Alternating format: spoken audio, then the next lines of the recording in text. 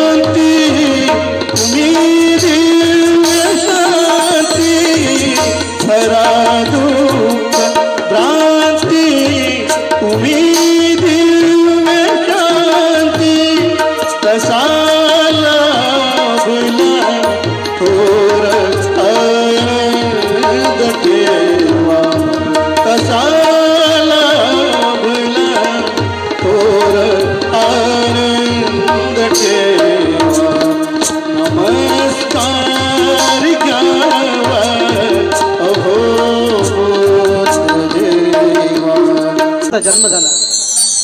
शेतकरी, कष्टकरी, रंजल्या गांजल्या, शोषित, पीडित, अंधश्रद्धा आणि अज्ञानी जनांच्या कल्याणासाठी राजसुखाचा त्याग करून संपूर्ण आयुष्याची होळी करणारा. आणि कोणासाठी? रंजल्या गांजल्या तुमच्या आमच्यासाठी होळी करून शरीर पीडन, तपसाधना, 6 वर्ष तपसाधना करून ज्ञानप्राप्ती केल्यानंतरही ज्ञानप्राप्तीच्या स्वर्गसुखामध्ये, स्वर्गसुखाच्या आनंदामध्ये रमून न जाता तो ती ज्ञानगंगा, ती ज्ञान गंगोत्री जनसामान्यांच्या उंबरट्यापर्यंत पोहोचवण्यासाठी स्वतःची काया झिजवणारा, स्वतःची काया चंदनाप्रमाणे झिजवणारा आणि त्यातून निघालेलं, त्यातून या संपूर्ण वसुंधरेचा आसमंत ज्ञान क्रांतीने, ज्ञान क्रांतीच्या परिमळाने दरवळून टाकणारा बहुजन नायक, ज्ञान सम्राट, सम्यक संबुद्ध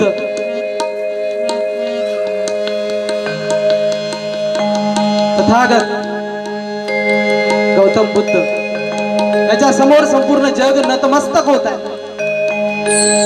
जगामध्ये असा धर्म नाही, असं व्यक्तिमत्व नाही जो बुद्धांना मानत नाही.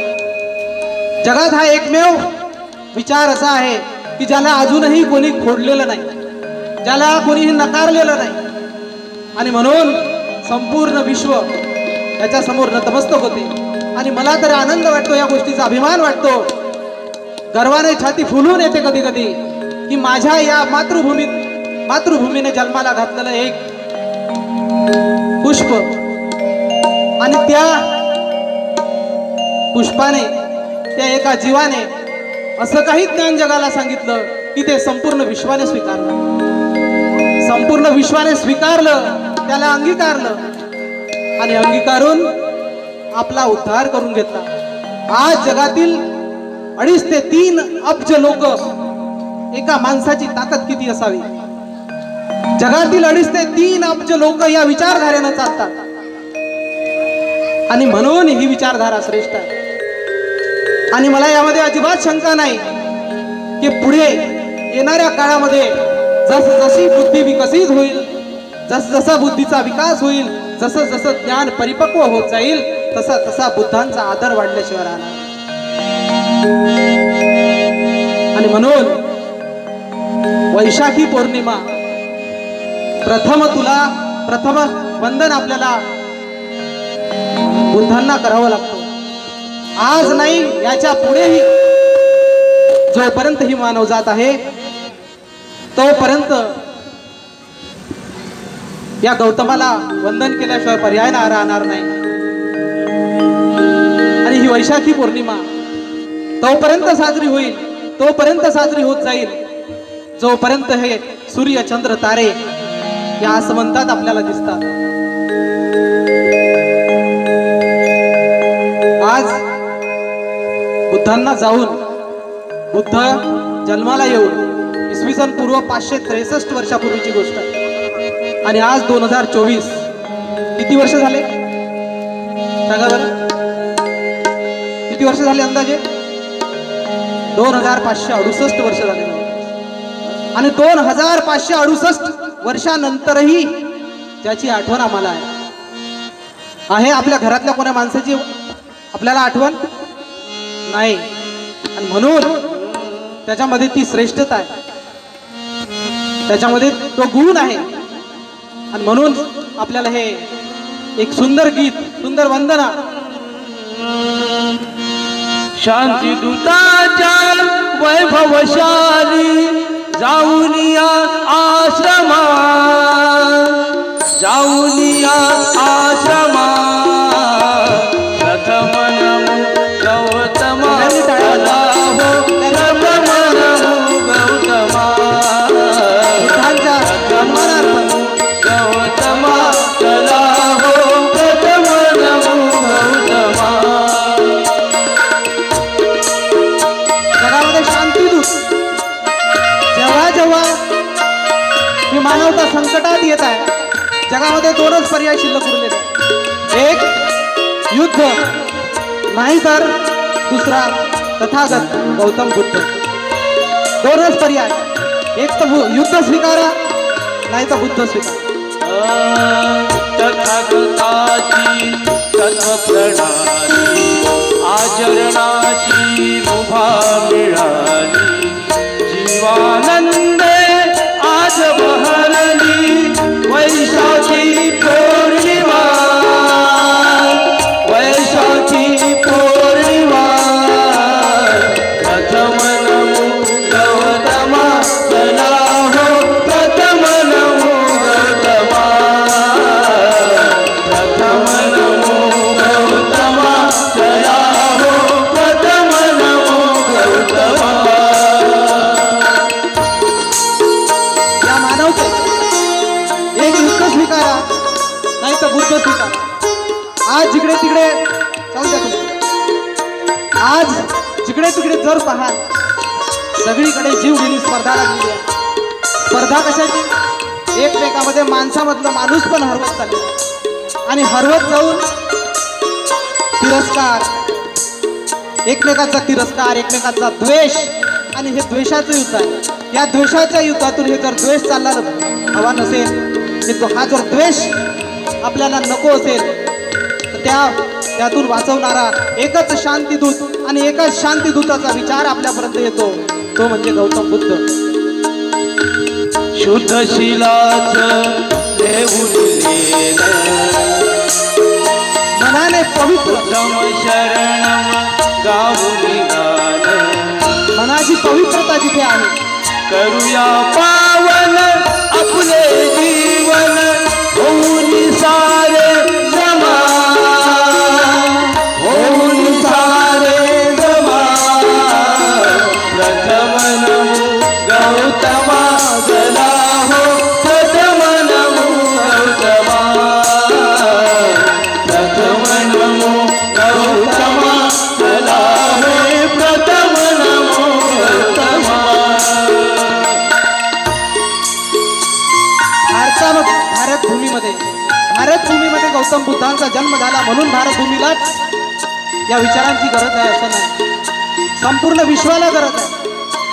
आणि म्हणून गौतम बुद्धाचे विचार मानवता तेव्हा शरण जाईल जेव्हा ती संकटात आल्यासारखं।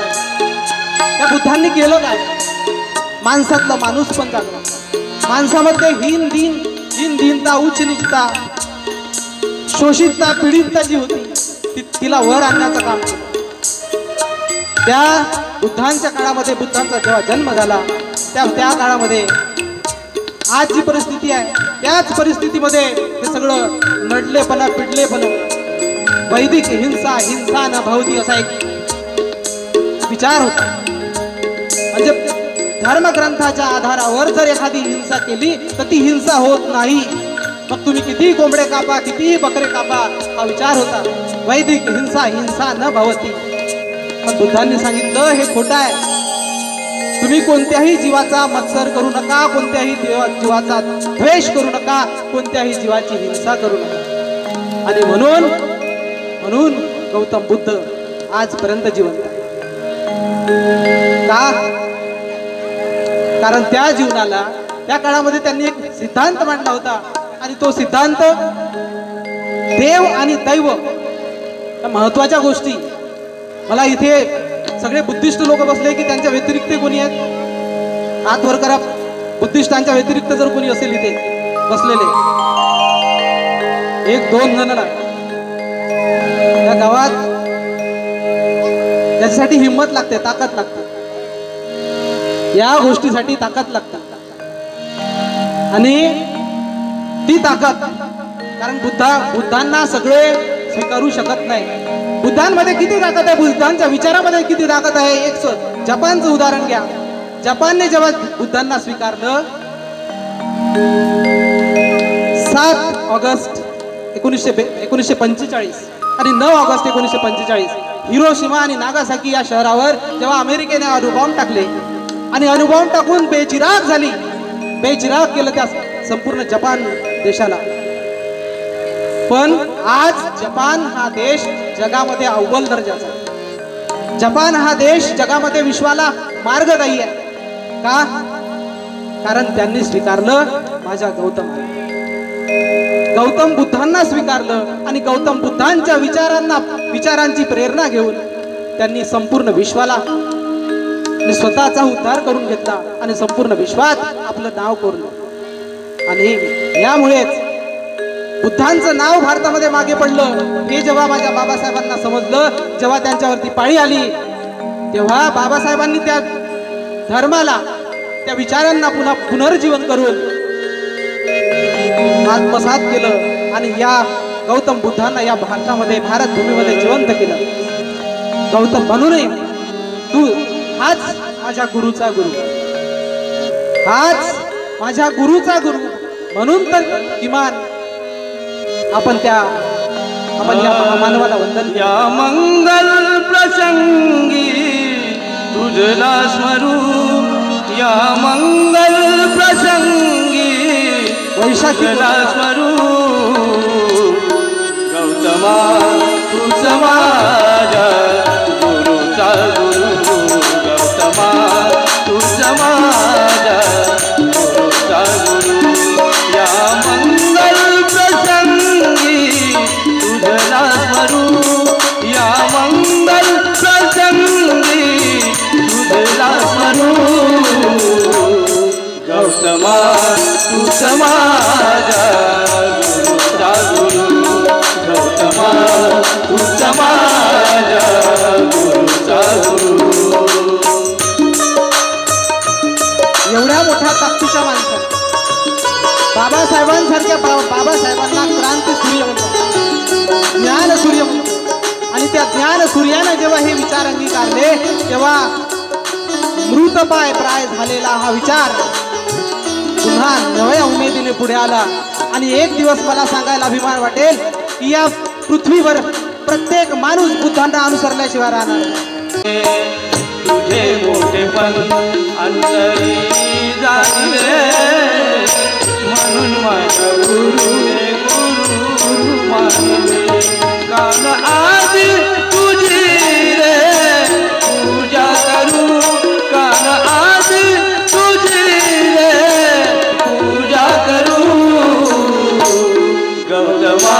तूच माझा गुरुचा गुरु गौतमा तूच माझा गुरुचा गुरु गौतमा तूच माझा गुरुचा गुरु. हे गुरुपद आपल्याला टिकवायचं. त्या पिंपळ वृक्षाखाली बसलो आल्याबरोबरच आमचे पांडुरंग भाऊ म्हणत होते की म्हणे पिंपळाच्या वृक्षावर पिंपळाच्या झाडावर भूत राहते. भूत तिथं भूत गीत असं पाहून घेतात राहते ना भूत. पिंपळाच्याच वृक्षावर का बरं भूत बसवली? आम्ही आल्याबरोबर पाहिलं, कुंभरे सर नाही पाहिलं, कुठं दिसत नाही म्हणे इथं भूत. आम्हाला लहानपणापासून आमच्या मनावर रुजवलं गेलं पिंपळाच्या झाडावर भूत असते. का असते? का सांगावं लागलं हे? कारण पिंपळाच्या झाडाखाली जो बसतो तो बुद्ध होतो. आणि प्रत्येक माणूस जर बुद्ध झाला या देशातला तर बाकीच्या याचं काही चालणार नाही.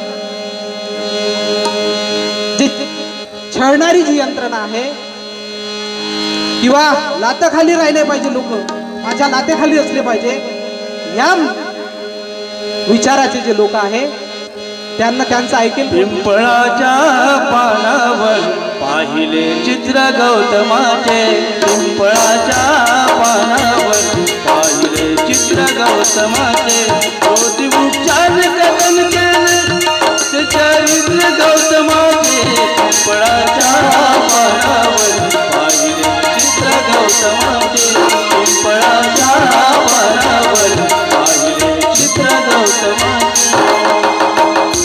पिंपळाचं झाड, इथे काही मुली बसलेल्या आहेत, त्यांना विचारतो हे पान कोणत्या आकाराचं असते बेटा? आपल्या शरीरामध्ये असं एक अवयव आहे या पानाच्या आकाराचा. कोणता? याच पानाच्या आकाराचा एक अवयव आपल्या शरीरात. कोणता आहे? कोणालाच माहित नाही.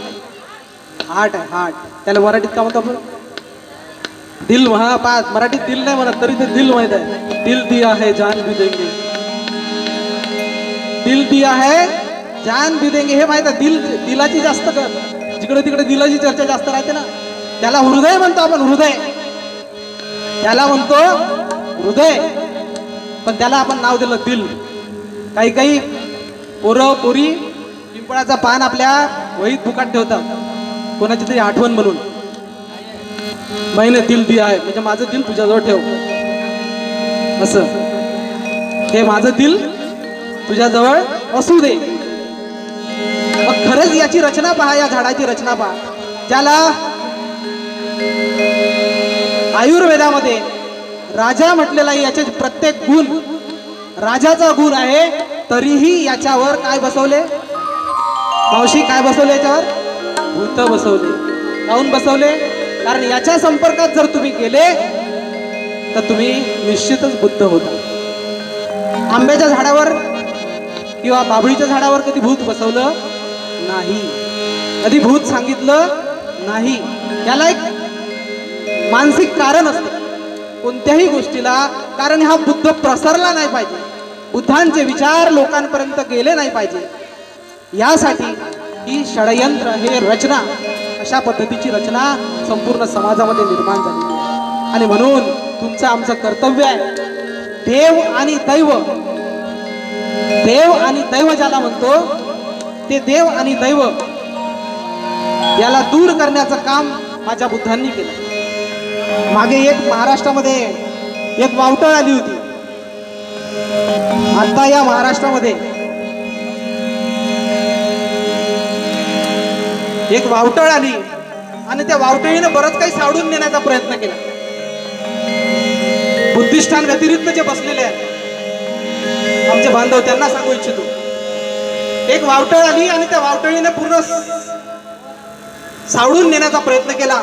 जिथे तिथे लाखोची पब्लिक जमवली आणि त्यांना सांगितलं शंकराच्या पिंडीवर बेलफूल वाहा, तुमचे पोरं पास होईल. ऐका शक्य? शंकराच्या पिंडीवर बेलफूल वाहा, तुमचे पोरं पास झाल्याशिवाय राहणार नाही. पण भाग्य असं की या माझ्या महाराष्ट्रामध्ये फुले शाहू आंबेडकरांचा हा महाराष्ट्र, इथे मात्र ती वावटळ चालली नाही, इथे ती वावटळ पनपली नाही आणि आम्ही तिला पनपू दिलं नाही. आम्ही ठिकठिकाणी कार्यक्रम केले, त्याच्या विरोधात कार्यक्रम केले. जर बेलफूल वाहल्यानं, जर तुम्ही आता कालच रिझल्ट लागला 12वीचा, झाला का कोणी बेलफूल वाहल्यानं पास? वर्षानुवर्ष डोळ्यात तेल घालून अभ्यास करावा लागला तेव्हा पास झाले. आणि ही मानसिक दृष्ट्या विकलांगता आणण्यासाठी हे विचार असे पसरवल्या जातात. याच्यापासून दूर राहणं ही आपली काळाची गरज. दैववादाच्या जागी बुद्धांनी कोणाला बसवलं? दैववाद जो आहे त्या दैववादाच्या जागी कर्मवादाला. देव आणि दैव सगळं नाकारलं गौतम बुद्धांनी आणि त्याच्या जागी ठेवलं देवाच्या जागी ठेवलं, देवाच्या जागी नैतिकतेला ठेवलं. नीतिवान व्हा, तुम्ही नीतिवान राहा. नीतीच्या शिवाय तुम्हाला तुमचं कोणीही काहीही सुधरवू शकत नाही. आणि दैवाच्या जागी ठेवलं कर्मयोगाचा सिद्धांत. आता मला सांगा, देव कशाला हवाय तुम्हाला? त्या काळी जेव्हा पहिलं प्रवचन दिलं गौतम बुद्धांनी सारनाथला, त्या काळामध्ये तिथे त्यांचे 5 शिष्य जे बसले होते त्यांना सांगितलं आणि बाकीच्याही लोकांना सांगितलं, देव हवा कशाला तुम्हाला? उदाहरण दिलं त्यांनी, मी एक आंब्याची बी लावतो. मग आंब्याच्या बीला तुमच्या कोणत्याही देवाला, जगातल्या कोणत्याही धर्माच्या कोणत्याही पंथाच्या देवाला सांगा की इथे बाभळीचं झाड उगवून दाखव. मी आंब्याची बी लावली, आंब्याच्या बीला बाभळीचं झाड लागेल का? मी एखाद्या देवाची पूजा केली तरीही आंब्याच्या बीला बाभूळ लागणार नाही. आणि नाही केली, एखाद्या देवाला खूप शिव्या दिल्या तरीही कोणताही देव त्या बीला बाभळीचं झाड करू शकत नाही.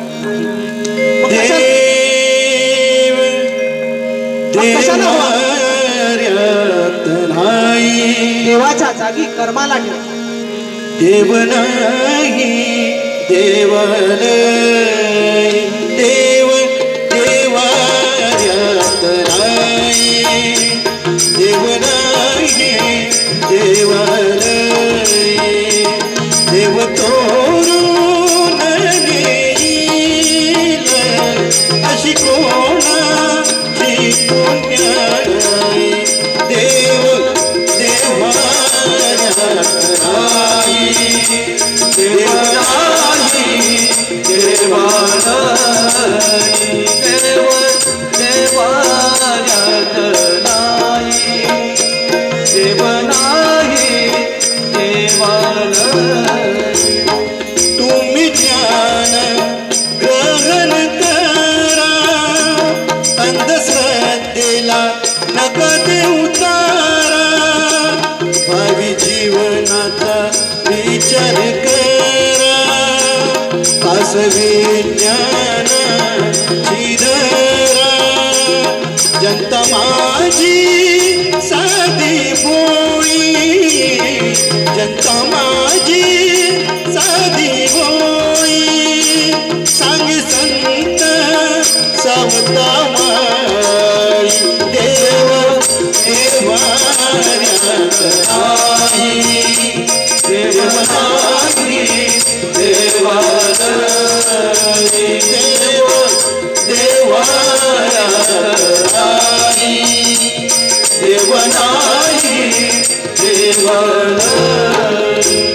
कर्मवादाचा सिद्धांत याआधी दैववाद फोपावला होता. माणूस कर्मापासून दूर चाललेला होता आणि म्हणून बुद्धांना कर्मवाद सांगावा लागला, कर्माचं महत्व सांगावं लागलं. तुम्ही जे जे कर्म कराल तेच तुमच्या नशिबी येते. आपलं दैव, आपलं नशीब दुसरं तिसरं काहीही नसून काल केलेल्या कर्माचं आज मिळणारं फळ म्हणजे दैव.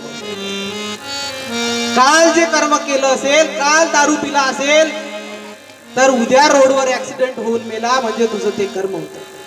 काल तंबाखू खर्रा खाल्ला असेल तर आज कॅन्सर झाला, हे तुझं कर्म होतं. आणि म्हणून दैववादाच्या ऐवजी दैववादाला न स्वीकारता तुम्ही आपल्या कर्माला दैव म्हणा, कर्म करत चला आणि कर्म असे करा. बुद्धांचं तत्वज्ञान खूप मोठं नाही आहे, खूप लेंदी नाही आहे, खूप असं जास्त शब्दामध्ये लिहिलेलं नाही आहे. अगदी थोडक्यामध्ये 4 आर्य सत्य सांगितले. 4 आर्य सत्य कोणती होती? या जगात दुःख आहे, सोपी गोष्ट आहे. सोप्या गोष्टी सांगितल्या. कोणत्या भाषेत सांगितल्या सांगा बरं? बुद्धांनी आपलं तत्वज्ञान कोणत्या भाषेत सांगितलं? मी 4 ऑप्शन देतो: मराठी, हिंदी, तेलुगू, उर्दू. कोणत्या 4 भाषेत सांगितलं? मराठी, हिंदी, तेलुगू, उर्दू. कोणत्या भाषेत बुद्धांनी आपलं तत्वज्ञान सांगितलं? कोणत्या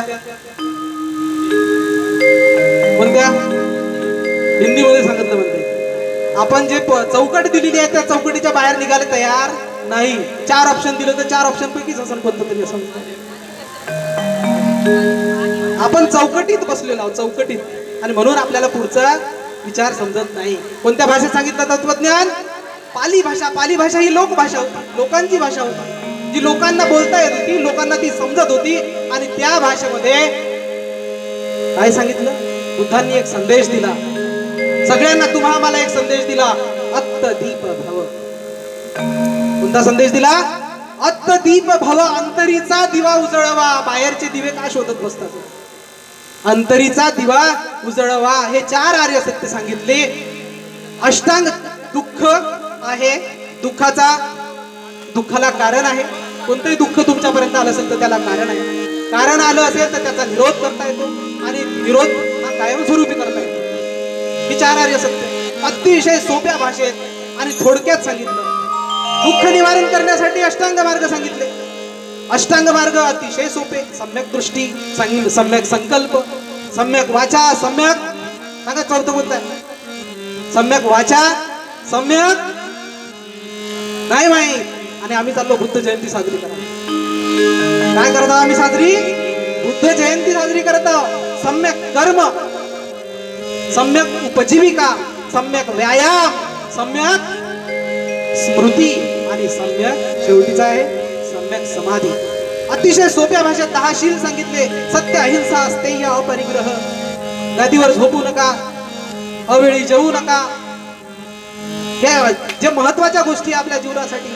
अपरिग्रह, चोरी करू नका. किती सोप्या सोप्या गोष्टी सांगितल्या. आणि त्या कुठं सांगितल्या? पिंपळाच्या झाडाखाली समजल्या. पिंपळाच्या झाडाखाली समजल्या. म्हणून ह्या गोष्टी जनसामान्यांना समजल्या नाही पाहिजे, समजायला नको, म्हणून याच्यावर भूत बसलं. नाही तर तुकाराम महाराजांनी लिहिलं नसतं का? वृक्षवल्ली अमा सोयरी वनचरी. याच्या जागी असं लिहिलं असतं: पिंपळ सोडून सर्व वृक्षचरी, वृक्षवल्ली अमा सोयरी वनचरी. असं लिहिलं नसतं? पिंपळ सोडून बाकी सगळे वृक्षवल्ली अमा सोयरी वनचरी. वृक्षवल्ली अमा सोयरे वनचरी. वृक्षवल्ली अमा सोयरे वनचरी. पक्षी सुस्वरे आरती. वृक्षवल्ली अमा सोयरे वनचरी. वृक्षवल्ली अमा सोयरे वनचरी. त्यांनी म्हटलं नाही. तुकाराम महाराजांनी चालू दे बाबू. तुकाराम महाराजांनी सुद्धा जंगलामध्ये जाऊन, जंगलात राहून, भंडारदऱ्याच्या डोंगरामध्ये तुकाराम महाराजांनी सुद्धा तपश्चर्या केली होती. पण त्यांना कोणत्याच पिंपळाच्या झाडावर भूत दिसलं नाही. नाहीतर त्यांचा अभंग बदललेला असतानाच पिंपळ सोडून इतर झाडावर वृक्षवल्ली आमा सोयरी वनचरी असं म्हटलं असतं. पण तसं म्हटलेलं नाही. म्हणून कोणत्याच झाडावर भूत राहत नाही. तर भूत कुठं राहतात? माणसाच्या मनात. सुखे रुचे एकांताचा वास. सुखे रुचे एकांताचा वास. नाही गुण दोष अंगाये. वृक्षवल्ली आमा सोयरे वनचरी. वृक्षवल्ली आमा सोयरे वनचरी. वृक्षवल्ली आमा सोयरे वनचरी. वृक्षवल्ली आमा सोयरे वनचरी. म्हणून तुकाराम महाराजांना अभंग लिहावा लागला. साधूच्या वनात साधूच्या वेशामध्ये अनेक लोक आपलं तुम्हाला आम्हाला फसवत आहेत। साधू जर पाहायचा असेल, साधू पुढे नतमस्तक व्हायचं असेल तर तो साधू पहा, तो भिक्खू पहा, माझा गौतम बुद्धांना। गौतम बुद्धांचं तत्वज्ञान तुम्हाला जगात कोणताही साधू सांगू शकत नाही। म्हणून तुकाराम महाराज म्हणतात, ऐसे कैसे झाले भोंदू कर्म करोनी म्हणती साधू। अरे असे कसे भोंदू झाले तुम्ही? कर्म करोनी म्हणती साधू। अंगा लावून या राख डोळे झाकुनी करती पाप। अंगाला राख लावते का साधूचा महिमा आणल्यासारखं करते। अंगा लावून या राख डोळे झाकुनी करती पाप। लावून या वैराग्याच्या कळा भोगी विषयाचा सोहळा। तुका म्हणे सांगो किती, तुका म्हणे सांगो किती। पुढचं माहितीये कोणाला? तुका म्हणे सांगो किती, जळो तयाची संगती। तशाची संगतीमध्ये अजिबात राहू नका। आणि म्हणून तुकाराम महाराजांनी पिंपळाला कधी वाईट म्हटलं नाही। हे ज्ञान आपल्याला शिकवण्याचं काम केलं। गौतम बुद्धांना समजलं, बुद्धांना माझ्या तथागत गौतम बुद्धांना समजलं की माझा अज्ञानी आणि अंधश्रद्धा समाज जर त्या गर्तेतून, वाईटाच्या गर्तेतून, अज्ञानाच्या गर्तेतून बाहेर काढायचा असेल तर फक्त आणि फक्त एकच मार्ग आहे, तो म्हणजे शिक्षण। बुद्ध देवा तुझी ज्ञान गंगा, बुद्ध देवा तुझी ज्ञान गंगा, मार्ग दावी आम्हाला प्रसंगा। बुद्ध देवा तुझी ज्ञान गंगा, मार्ग दावी आम्हाला प्रसंगा। बुद्ध देवा, हे बुद्ध देवा, तुझी ज्ञानगंगा, ही ज्ञानगंगा कोणती आहे? जी ज्ञानगंगा शरीर पीडन तप केलं माझ्या गौतमाने, शरीर पीडन तप एवढं केलं की त्याच्या हाडच बाहेर यायला लागले। 6 वर्ष मनामध्ये झटला। आजचे साधू टीव्हीवर पाहता एसी मधून, एसीच्या रूम मध्ये बसून तुम्हाला ज्ञानदान करण्याचं काम करतात। खरंच त्याला माहिती आहे का शेतकऱ्याच्या काय व्यथा? जो एसी मध्ये बसून टीव्हीवर दुःख त्यांच्याच वाट्याच करे, रंजने गाजले जीव सारे, दुःख त्यांच्याच वाट्याच करे। सतारे विचिरे अपंगा, बुद्ध देवा, बुद्ध देवा तुझी ज्ञान गंगा, मार्ग दावी आम्हाला प्रसंगा। बुद्ध देवा तुझी ज्ञान गंगा, मार्ग दावी आम्हाला प्रसंगा। एसीत बसलेला साधू, एसी मधून मार्गदर्शन करणारा साधू, खरंच त्याला आपले दुःख माहित आहे का?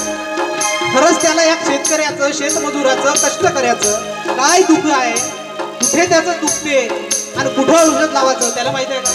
त्याच्यासाठी तपसाधना करावी लागते आणि ती तपसाधना केली, संपूर्ण शरीर राजसुखाचा त्याग केला।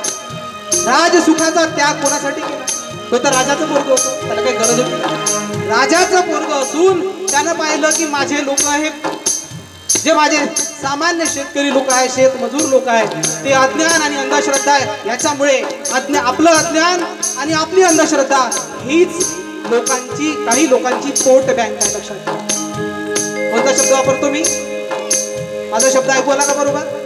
तुमचं अज्ञान, तुमची अंधश्रद्धा ही काही लोकांची पोट बँक आहे। पोट बँक, पोट बँक म्हणजे त्यांचं पोट भरण्याचं ते एकमेव साधन आहे। तुम्ही जर शिकले, तुम्ही जर अज्ञानी राहिले तरच तुम्हाला कोणी छळू शकतं, तुम्हाला कोणी नाडू शकतं। जर तुम्ही शिकले आणि तुम्हाला 4 पुस्तकं जर समजली तर तुम्हाला कोणीही नाडू शकत नाही, तुम्हाला कोणीही लुटू शकत नाही। आणि म्हणून बुद्धांनी ठरवलं होतं की माझी लोक शिकली पाहिजे। बुद्ध धम्मास संघास आम्ही शरण जातो तुझे सर्व प्रेमी। बुद्ध धम्मास संघास आम्ही शरण जातो तुझे सर्व प्रेमी। सोडून अंध या सर्व अंगा, बुद्ध देवा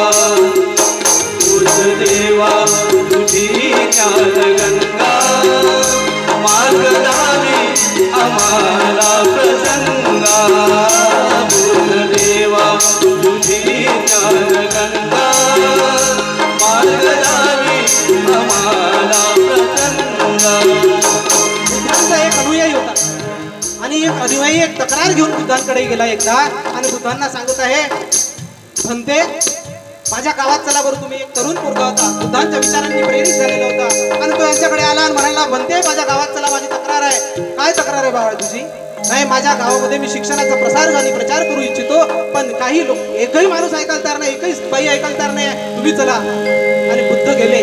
त्या गावात गेल्याबरोबर बुद्धांचं स्वागत झालं, बुद्धांचा सत्कार झाला आणि प्रवचन देत राहिले. आणि एका प्रवचनातून अशीच एक बाई आपल्या 5-6 वर्षाच्या पोराला घेऊन उभी झाली.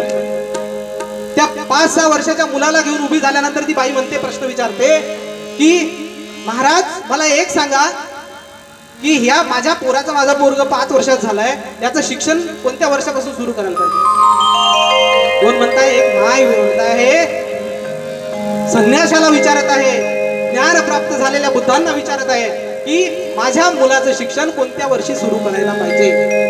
बुद्धांनी जे उत्तर दिलं तुम्हाला आम्हाला उचकाळ्यात टाकणार आहे, कारण आपण शिक्षणाचा काहीतरी वेगळंच वय ठरवतो.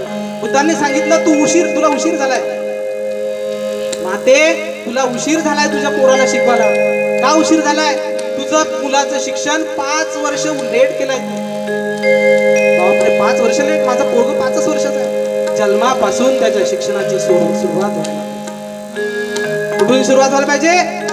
त्यानं खावं कसं, राहावं कसं, बोलावं कसं, उठावं कसं, चालावं कसं, वागावं कसं, हे सगळं शिक्षण मायबापाजवळ याची ब्लूप्रिंट तयार असली पाहिजे. मायबाप एवढे सक्षम असले पाहिजे. आणि म्हणून शिक्षणाची ज्ञानगंगा, शिक्षणाचा प्रसार गाडगे बाबा गावागावातून फिरले. का फिरले शिक्षणाचा प्रसार? नाही तर त्यांनी सांगितलं असतं, खरा साधू पाहायचा असेल तर माझ्या गाडगे बाबांमध्ये पहा.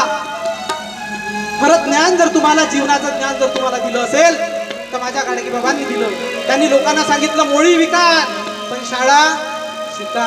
कुणी न राहावे कुळेळानी, शिक्षण घ्यावे व्हावे ज्ञानी, त्यासाठी जिदते वाणी जातीचा धोबी देवा होई न कपडा मळलेला गोपाला गोपाल गोपाला गोपाला गोपाला गोपाला देवनंदन गोपाला, सांभाळी तुझी लेकरे पुण्य समजती पापाला गोपाला गोपाला गोपाला गोपाला. ही धोंड्याला म्हणते देवता भक्त धोंडती तया डोकता. ही धोंड्याला म्हणते देवता भक्त धोंडती तया डोकता. यथार्थ प्रीती त्याच योग्यता, देव म्हणून कुणी न बघावे तुका शेतरी दगडाला गोपाला गोपाला गोपाला गोपाला गोपाला गोपाला देवकी नंदन गोपाला, सांभाळी तुझी लेकरे पुण्य समजती पापाला गोपाला गोपाला गोपाला गोपाला. माझ्या जनसामान्यामध्ये, माझ्या अज्ञानी अंधश्रद्धा लोकांमध्ये शिक्षणाचा प्रसार व्हावा म्हणून अंगावर शेण माती झेलणारी माय कोणती? सांगा ना. माझ्या लोकांमध्ये, माझ्या मुलींमध्ये, माझ्या महिलांमध्ये, माझ्या माय बहिणीमध्ये शिक्षणाचा प्रसार व्हावा. आणि स्त्रीला, त्या माणसाच्या जन्माआधी स्त्री फक्त नाही, फक्त एक भोग वस्तू होती. स्त्री फक्त आणि फक्त एक भोगाचं साधन होतं. स्त्री फक्त आणि फक्त एक नौकर होती, नौकर. तिला मानवतेचं स्वरूप नव्हतं. आणि त्या माणसाचा जन्म झाला आणि त्याने पाहिलं स्त्रीचं काय दर्जा या समाजामध्ये, आणि तिच्या उद्धारासाठी त्याने आपलं काम सुरू केलं. त्या बापाचं नाव महात्मा ज्योतिबा फुले की जय. महात्मा ज्योतिबा फुले की जय. त्या माय जेव्हा रस्त्यानं जायची तुमच्या आमच्यासाठी, तेव्हा धर्म भ्रष्ट लोक तुम्ही आम्ही कर्मकांडात रुजून राहिले पाहिजे, अज्ञानी राहिले पाहिजे म्हणून षडयंत्र रचणारे तिच्यावर शेण माती दगड फेकून मारायचे. तिची इज्जत लुटण्याचा सुद्धा प्रयत्न झाला. रस्त्यानं जाता जाता साडी सोडण्याचा प्रयत्न झाला, पण माय घाबरली नाही. चोहीकडे होता वारा उच्च नीचतेचा, ज्ञानवाली नव्हता कुणी दिन दुबळ्याचा. शेत माती सोसूनिया नाही डगमगली, तुझी प्रीती ताई आज फळ पुण्य आली. वाहे आज ज्ञान सुगंधी गवा, पुन्हा जन्म घे सावित्री नवा. ज्ञान दिले ठाई ठाई शिकविले आई, ज्ञान दिले ठाई ठाई शिकविले आई. साऱ्या विश्वाला वाटतो हेवा, पुन्हा जन्म घे सावित्री नवा. पुन्हा जन्म घे सावित्री नवा. का म्हणावं लागतं की पुन्हा जन्म घे सावित्री नवा? आपल्यातून का सावित्री तयार होत नाही? आपल्यामधून अशी सावित्री का उभी राहत नाही? आणि का जनसामान्यांच्या उद्धारासाठी काम करत नाही? कुठपर्यंत हे लोक आपल्याला पुरणार?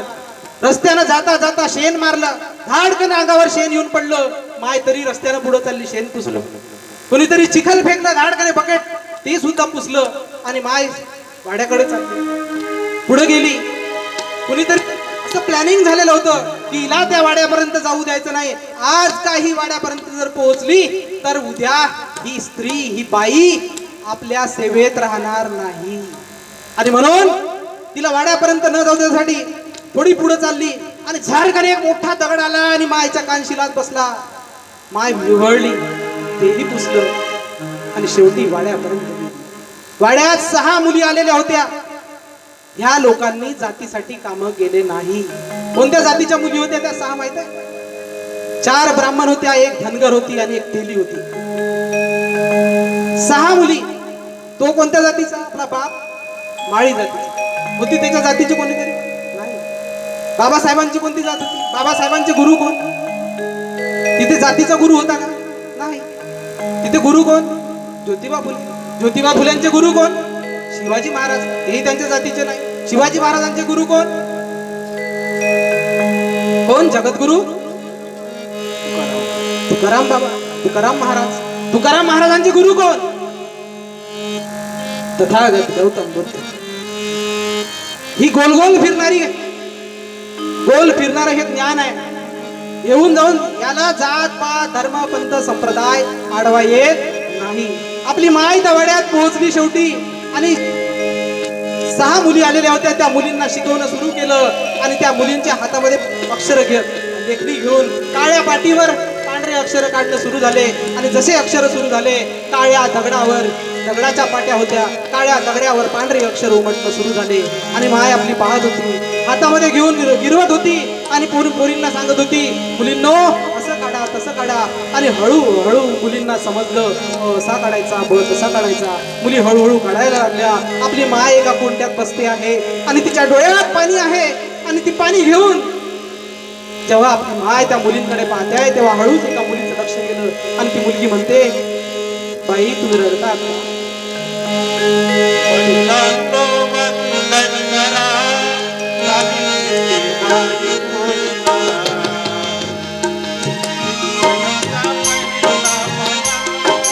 पाया होती निराजिला महिलांनो वंदन करा.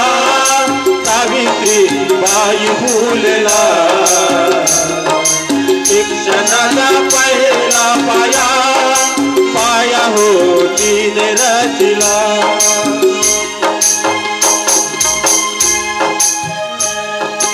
आणि आपली माय तिला विचारलं, बाई तुम्ही का रडतायत? तुम्हाला डोळ्याला तुमच्या कानाखालून रक्त निघत आहे. कुणी मारलं का? तुम्हाला मारलं म्हणून रडताय का तुम्ही? नाही हो, नाही का बाळे. नाही ग बाळ, मला माझ्या कानातून रक्त येत आहे म्हणून मी रडत नाही आहे, म्हणून माझ्या डोळ्यात पाणी येत नाही आहे. माझ्या डोळ्यातलं पाणी कशासाठी आहे माहिती आहे का तुला? माझ्या डोळ्यातलं पाणी याच्यासाठी आहे की मला दिसतो आहे तुमच्या पाठीवर उमटणाऱ्या पांढऱ्या रेषा. पांढऱ्या रेषा म्हणजे अंधाराला चिरणारा प्रकाश.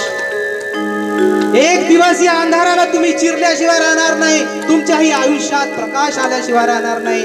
आणि तो उज्ज्वल भविष्य, ते माझ्या मुलींचं उज्ज्वल भविष्य मला दिसत आहे. आणि कितीही कर्मकांड करणाऱ्यांनी, अंधश्रद्धा पसरवणाऱ्याचा ठेका घेणाऱ्यांनी जरी प्रयत्न केले तरीही आता माझ्या मुली मागे सरणार नाही.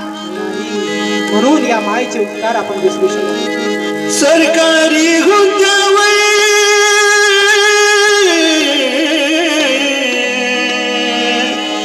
सरकारी हुद्द्यावर खुर्शीत बसली असती का माझी सावित्री नसती तर मुलगी शिकली माझी सावित्री नसती तर मुलगी शिकली नसती का.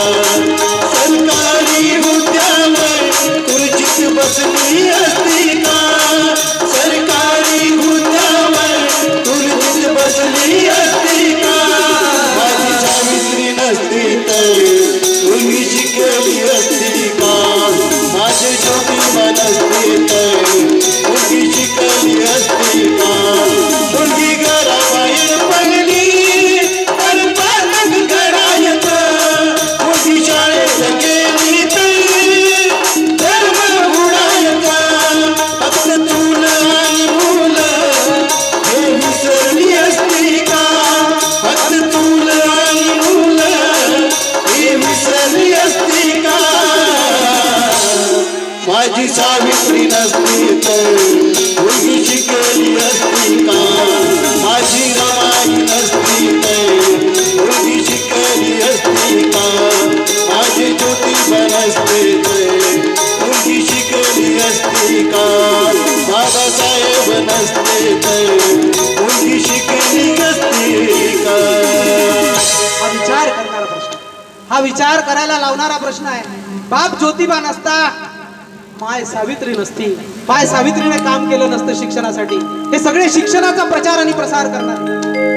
एक साधू या महाराष्ट्रामध्ये होऊन गेला, त्याचं नाव तुम्हाला विचारतो.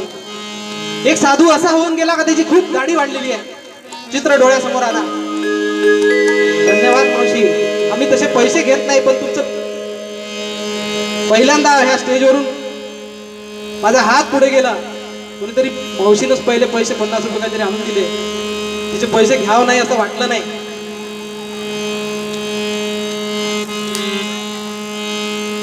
त्या दाराला सोडलं. त्याच्या मागे गौतम बुद्ध जितके महान तेवढी त्यांची पत्नी महान. आपल्याला माणसाचा त्याग दिसतो, बाईचा त्याग कधी दिसत नाही. बाई माय जितकी झटते कारण ती घरातल्या घरात झटते, आणि तिचा त्याग कोणाला दिसत नाही. एखादं घर पुढे गेलं, एखादं मुलांना मुलींना चांगले मार्क्स मिळाले, बापाला शाबासकी भेटले जाते. माय मात्र बिचारी घरातल्या घरात राहते. जेवढा माणूस मोठा त्यापेक्षाही, जबाबदारीने सांगतो, त्यापेक्षाही त्या घरातली स्त्री मोठी.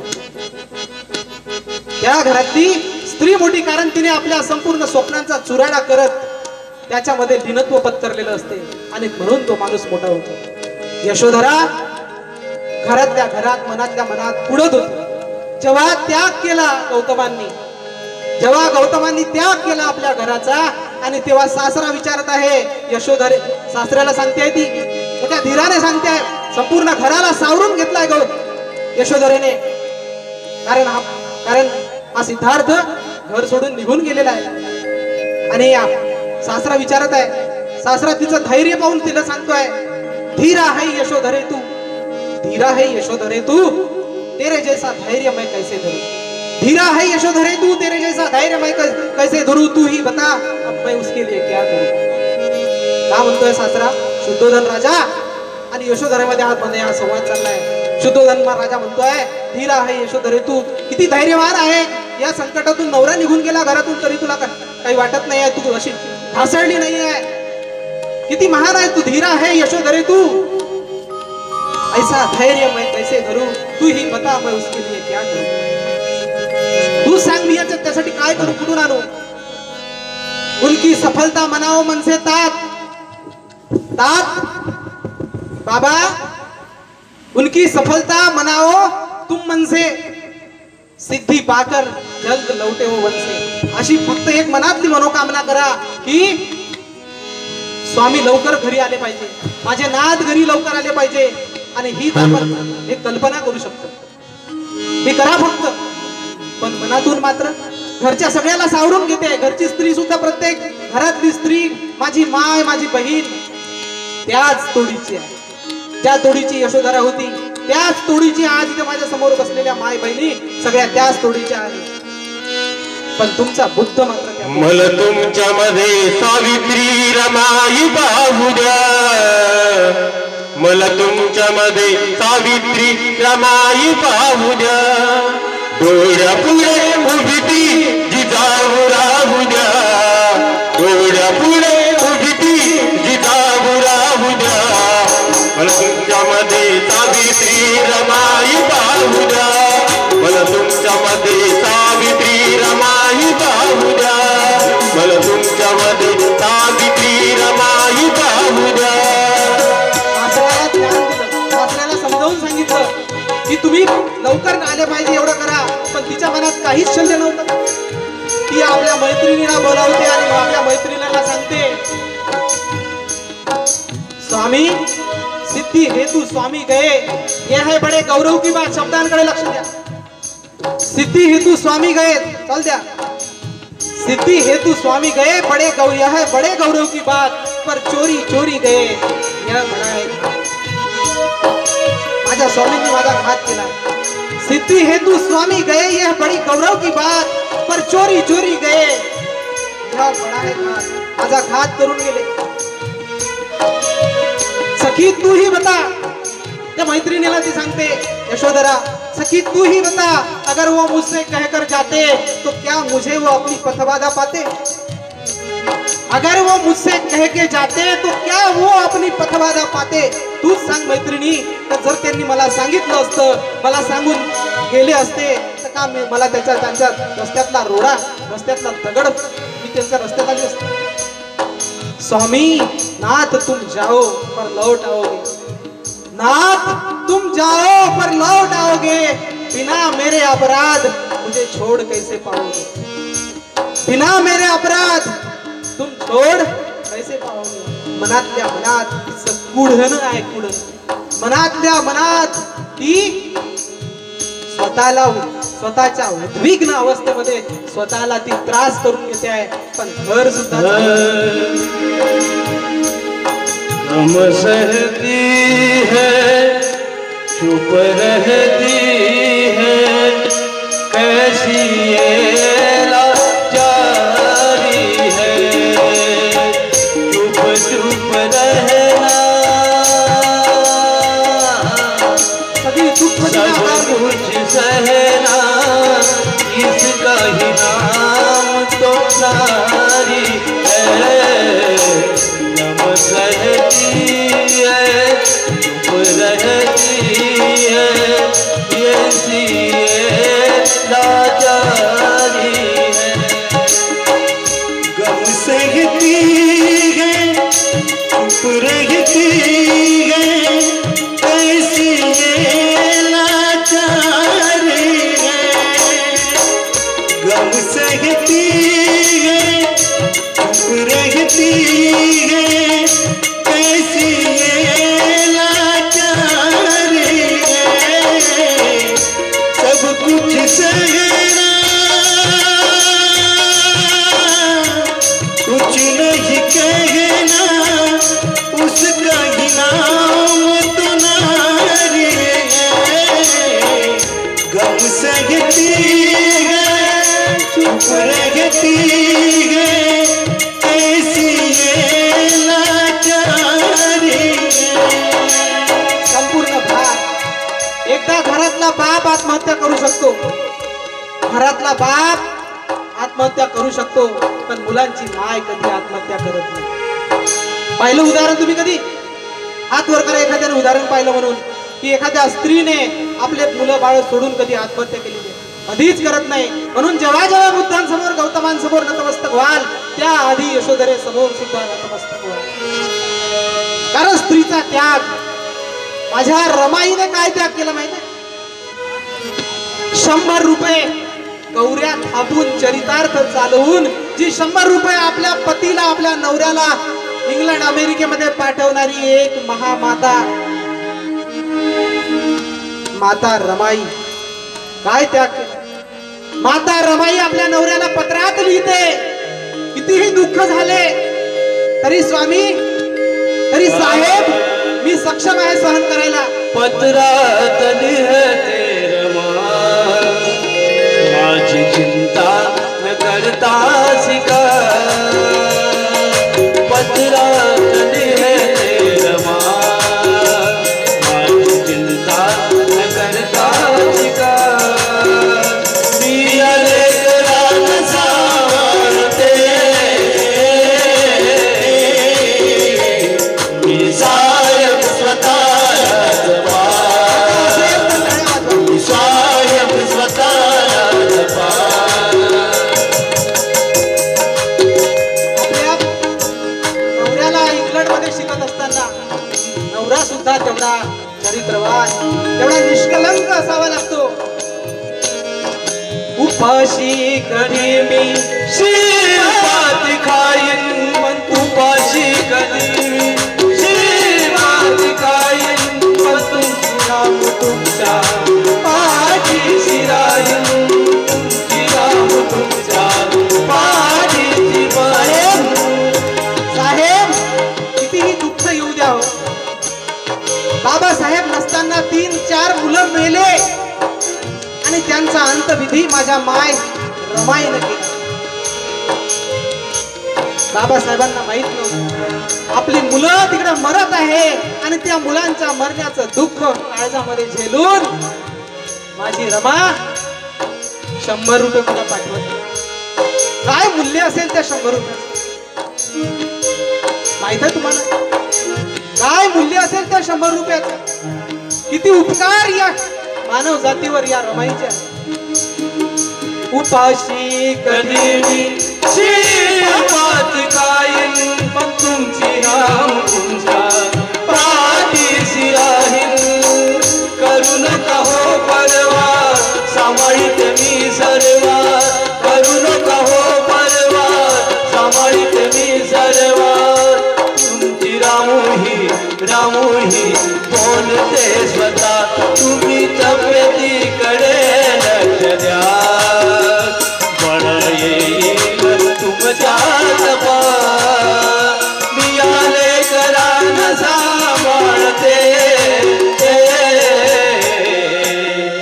तुम्ही साहेब स्वतःला जपा, तुम्ही साहेब स्वतःला जपा, तुम्ही साहेब स्वतःला जपा. नाही गळ्यात जरी सोन्याचा मने, नाही गळ्यात जरी सोन्याचा मने, सुखी राहो माझ्या कुंकवाचा धनी, सुखी राहो माझ्या कुंकवाचा धनी. काय शेवटचं वाक्य? येईल तुमच्या तपा. कोण म्हणते?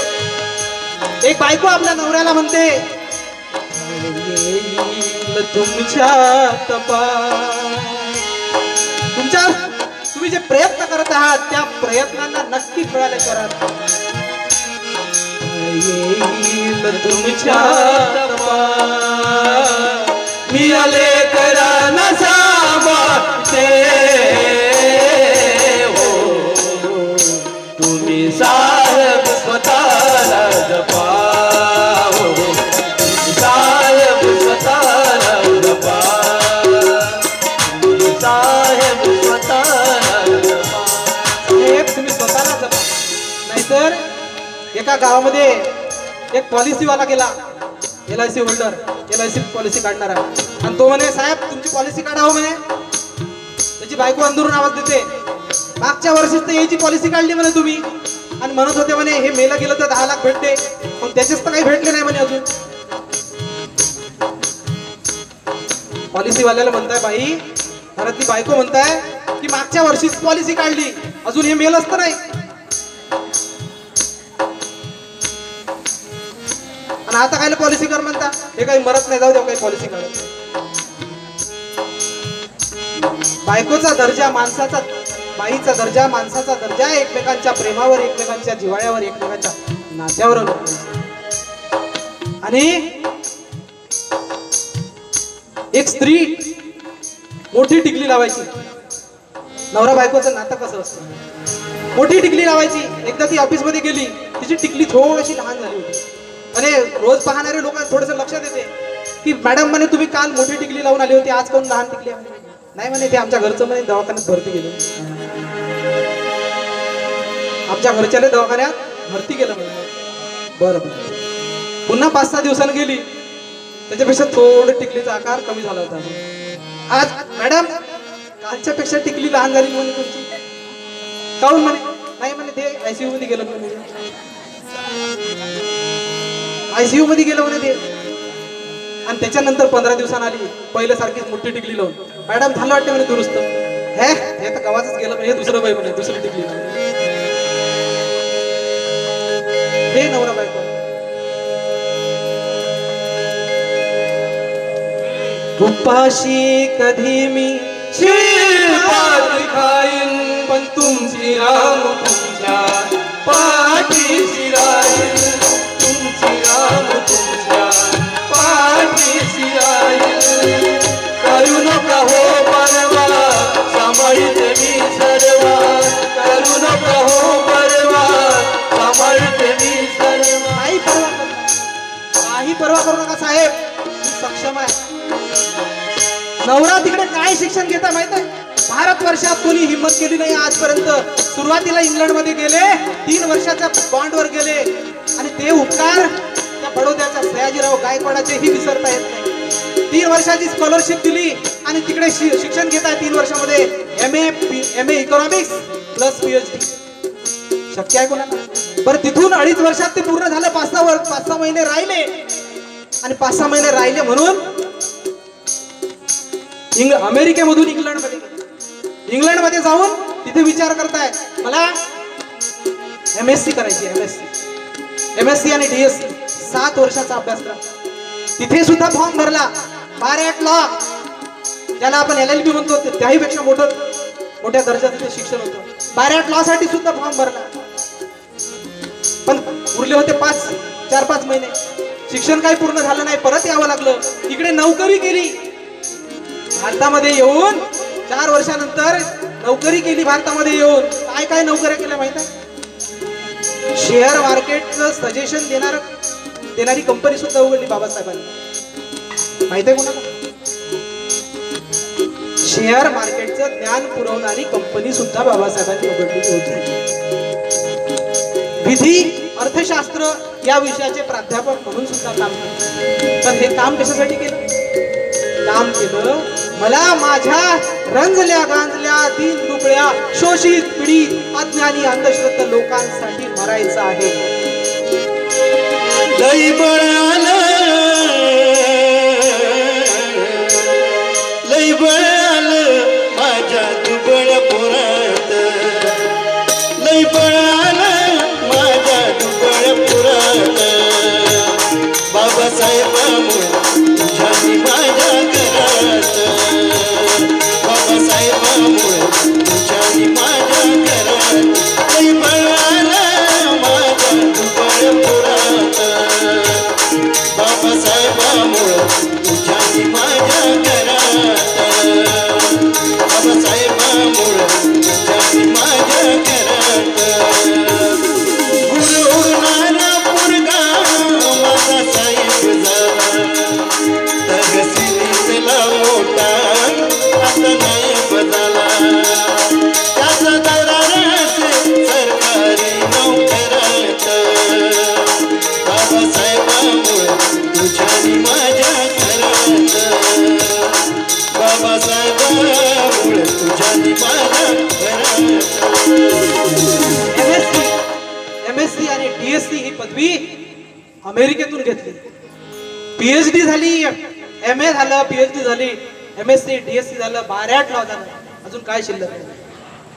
डिलीट सुद्धा त्या युनिव्हर्सिटीने नंतर पाठवून द्यावं लागलं, गौरव करावा लागला की बाबासाहेबांसारखा माणूस आमच्या विद्यापीठातून झालेला आहे आणि त्याचा गौरव म्हणून आमच्या विद्यापीठाचा तो गौरव आहे, म्हणून डिलीट सुद्धा त्यांना द्यावं लागलं. 4दा डॉक्टरेट झालेला हा भारतीय होता.